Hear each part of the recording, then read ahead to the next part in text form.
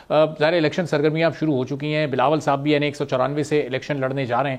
اب جو level playing field کا آپ لوگوں کو اعتراض تھا، جو تحفظات تھے، کیا اب آج کے ماحول میں کچھ صورتحال آپ لوگوں کو مختلف نظر آ رہی ہے؟ اعتراضات، آپ کے تحفظات ختم ہو چکے ہیں یا ابھی بھی اپنی جگہ پر برقرار ہیں؟ بہت شکریہ ارباب صاحب پروگرام میں لینے کے لیے۔ اور جہاں تک آپ کا سوال ہے، دیکھیں پاکستان پیپلز پارٹی کے چیئرمین جناب بلاول بھٹو زرداری صاحب نے بارہا کئی مواقعوں پر یہ بات کہی ہے کہ لیول پلینگ فیلڈ کی ہم ڈیمانڈ کر رہے ہیں، لیکن افسوسناک بات یہ ہے کہ لیول پلینگ فیلڈ ہمیں آج بھی نظر نہیں آ رہی ہے۔ پچھلے 2 الیکشنز جو ہوئے ہیں 2013 اور 2018 میں، تب بھی ہمیں نظر نہیں آئی۔ اس سے قبل بھی ایک تاریخ ہے کہ پاکستان پیپلز پارٹی نے ہمیشہ لیول پلینگ فیلڈ نہ ہونے کے باوجود بھی الیکشن لڑا ہے، میدان میں ہم اترے ہیں۔ اس مرتبہ بھی ہمیں لیول پلینگ فیلڈ نظر نہیں آ رہی ہے، اس کا ہم نے مطالبہ کیا ہے بارہا، اور ہم کرتے رہیں گے، چونکہ لیول پلینگ فیلڈ الیکشن سے قبل، الیکشن کی مہم کے دوران اور الیکشن ڈے اس وقت تک ہمیں درکار ہوگی اور ہم مطالبہ کرتے رہیں گے۔ جہاں تک سوال پیدا ہوتا ہے الیکشنز کا، تو ہم نے مستقل الیکشن کی ڈیٹ کی ڈیمانڈ کی ہے۔ آپ نے دیکھا ہے بلاول صاحب پاکستان میں وہ واحد پولیٹیکل لیڈر ہیں جو مستقل الیکشن ڈیٹ کا اور الیکشن سکیجول کا مطالبہ کرتے نظر آئے۔ الیکشن ڈیٹ آئی اور اس پر بھی پیپلز پارٹی کے چیئرمین نے کہا کہ اچھا ہوتا کہ supreme court of Pakistan intervene نہیں کرتا اور یہ ڈیٹ خود بخود الیکشن کمیشن کی جانب سے آتی، لیکن آئی ہے تو ہم ویلکم کرتے ہیں۔ پھر الیکشن سکیجول میں بھی یہی ہوا، ہم نے اسکیجول کو ویلکم کیا۔ ہم تیار ہیں الیکشن کے لیے، اور الیکشن کی ڈیٹ جو کہ 8 فروری الیکشن کمیشن آف پاکستان کی جانب سے اناؤنس کردہ ڈیٹ ہے، ہم جو ہے اس کے لیے پورے طور پہ تیار ہے۔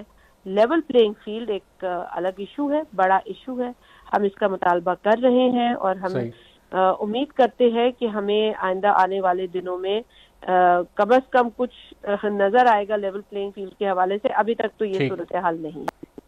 لیکن شاہزاد صاحبہ، یہ چلے لیول پلینگ فیلڈ کا آپ لوگوں کا مطالبہ 2-3 روز پہلے تک تو بڑا جائز تھا، لیکن 2-3 روز پہلے جب ہم نے دیکھا سرفراز بگٹی صاحب جو نگراں وزیر داخلہ تھے، انہوں نے اپنی سیٹ چھوڑی، منصب چھوڑا، اپنی ذمہ داری چھوڑ کر پاکستان پیپلز پارٹی میں شامل ہوئے، اور ظاہر ہے کہ یہ کسی سیاسی جماعت میں شامل ہونے کا فیصلہ 1-2 گھنٹے یا 1-2 دنوں میں تو نہیں ہوتا، یہ ایک طویل پروسیس ہوتا ہے، بیٹھک لگتی ہے، آفر کی جاتی ہے، آفر ایکسیپٹ کی جاتی ہے۔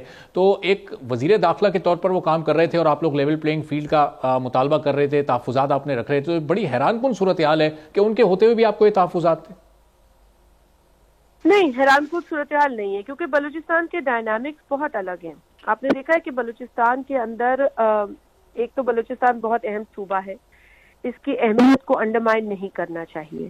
ایک جماعت بلوچستان جا کر ایک ہوٹل کی لابی سے واپس آ جاتی ہے اور بڑے بڑے دعوے کرتی ہے، اور ایک جماعت بلوچستان کے اندر ایک عوامی اجتماع کرتی ہے، عوام سے رابطے کرتی ہے، عوام کے ساتھ بیٹھتی ہے، عوام کے نمائندوں سے ملتی ہے۔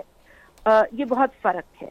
تو یقیناً جب بلاول بھٹو زرداری صاحب پاکستان پیپلز پارٹی نے کوئٹہ میں جلسہ کیا اور ایک شاندار جلسہ بلوچستان میں نظر آیا، تو اس سے صورتحال بھی بدلتی نظر آئی۔ اس کے بعد آپ نے دیکھا کہ زرداری صاحب بھی اس جلسے میں موجود تھے، انہوں نے بھی لوگوں کے ساتھ رابطے کیے، لوگوں سے خود اٹھ کر ملنے گئے، لوگوں کو اپنے پاس کسی ہوٹل کی لابی میں یا کمرے میں نہیں بلایا۔